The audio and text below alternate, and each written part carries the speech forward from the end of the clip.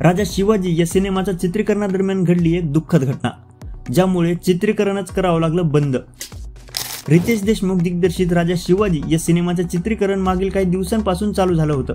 मागील 8 दिवसाआधी या सिनेमाचं चित्रीकरण हे महाबळेश्वर परिसरात चालू होतं।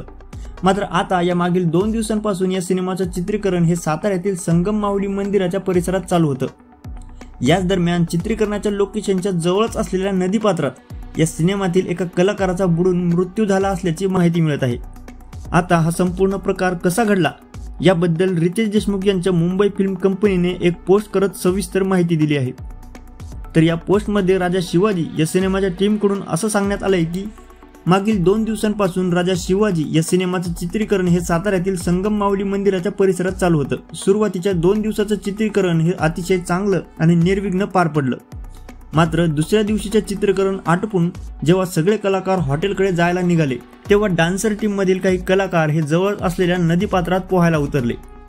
मात्र तेव्हाच अचानक त्यातील एका कलाकाराचं, ज्याचं नाव सौरभ शर्मा असं सांगितलं जाते, तो पाण्याच्या प्रवाहात दिसेनासा झाला आणि जेव्हा बराच वेळ तो सोबत पोहत असलेल्या कलाकारांना दिसला नाही तेव्हा त्यांनी लगेचच या घटनेची माहिती ही रितेश देशमुख यांच्यापर्यंत पोहोचवली आणि त्यानंतर घटनास्थळी रितेश देशमुख, जेनेलिया देशमुख आणि कोरिओग्राफर रेमो डिसूजा हजर झाले आणि त्यांनी लगेचच मदतीसाठी पोलिसांना संपर्क केला।